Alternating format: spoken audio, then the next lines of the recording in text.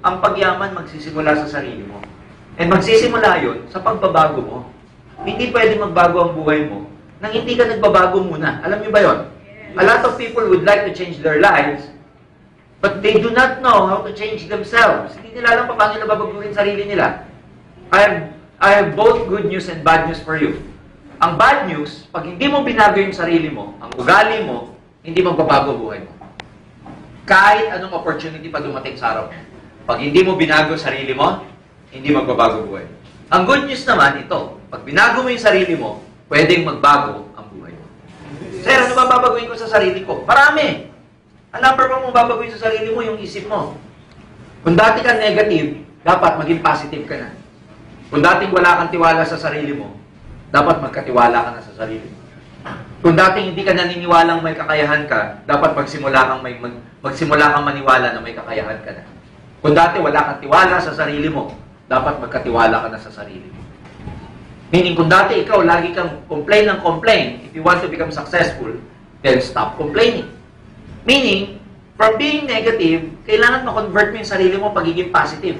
Because you can never have a positive life with a negative mind. Hindi ka pwede magkaroon ng positive na buhay kung ikaw napaka-negative mo sa loob. So everything starts with changing yourself first. Kailangan baguhin mo muna yung sarili mo. And kaka-attend ng training na to, manunumbalik yung tiwala mo sa sarili mo na darating ang panahon, kaya mo rin maging global ambassador sa negosyo natin. Kaya, it's just a matter of believing in yourself. Kaya today, ang i-educate ko kayo, paano mo ibabalik yung tiwala mo sa sarili mo? Because maraming mga tao, nahihirapang magbago. Kaya dito mauuna muna yung development mo. Sabihin mo, development. Bago mag-grow ang network nyo, kailangan kayo muna mag-grow. Bago pumutok ang grupo mo, bago ka makapag-build ng grupo, ikaw muna i-build mo.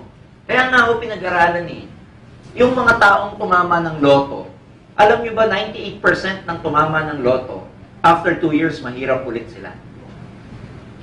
Walang tumama ng loto na naging mayaman habang buhay. Karamihan ng tumama ng loto, umirap after 2 years. 98%. Why? Dumating lang sa kanila yung pera, pero hindi nagbago ang ugali nila. Hindi nagbago yung character nila. Hindi nagbago yung financial blueprint nila. That's why, because they are not ready for the money, yung money nawala rin. Nagets niyo siya? Yes. Ganon din sa aim. Dito, mauna ka munang ma-develop para pag dumating yung success mo, matagal at long term na nasa kamay mo. Hindi tsamba.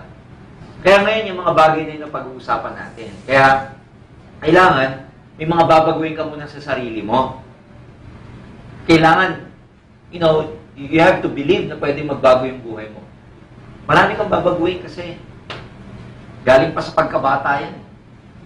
Yung program na meron ka, galing sa pagkabata. Bakit maraming tao walang tiwala sa sarili? Kasi sa pagkabata, nasabihan siya ng bata siya na bobo. Bata pa. Pag-uwi, bobo daw ako. Di pag-uwi niya, bobo. Di na-claim niya, bobo siya. Nasamahan pa ng teacher, napagalitan sa school, tanga ka, o di ka nga bobo na, tanga ka. Kaya danger yan I'm telling you, danger yan. Bakit maraming tao nagkakaroon ng inferiority complex, walang tiwala sa sarili? Kasi yun ang pagpapalaki sa kanila sa bahay. Anak, mahirap lang tayo. Ang narinig mo sa bahay, kaya ka mahirap kumita, hirap na hirap kang kumita. Kasi nung bata tayo, narinig natin, mahirap kumita ng pera. O di ngayong malaki ka na, paano ka kumita? E di ang hirap, yun yung narinig mo Yun yung na-program mo sa utak. May mga taong ganito pa, anak, huwag ka masyado mag-ambisyon. Mahirap lang tayo. Kaya yung mga taong yan, pag nirecruit mo sa AIM Global, dito yayaman ka, yayaman. Siya, walang ambisyon. Hindi mo ma-recruit. Kaya kahit anong paliwanag mo, ayaw maniwala. Kasi yun ang program niya. Di ba ginawa mo na lahat? May nirecruit ka? Nilabas mo na lahat ng power mo para paniwalaan ka? Wala pa din. Kasi dito, pinaliliwanag, kotse. Siya, tricycle. Walang ambisyon Nasabihan ng environment niya na mahirap lang tayo kung mag-ambisyon. Anak, ang hirap ng buhay. Kaya ano treatment mo sa buhay? Mahirap. Do you think yung mga mayayaman nahirapan kumita ng pera? Literally, yung mga mayaman, pinupulot lang ang pera. I know some people making 1 million a day. I know some people 100 million ang value nila. Ang daling kumita ng pera, pero sa mga mahihirap, hirap na hirap kumita. Kasi bata pa, yun ang narinig.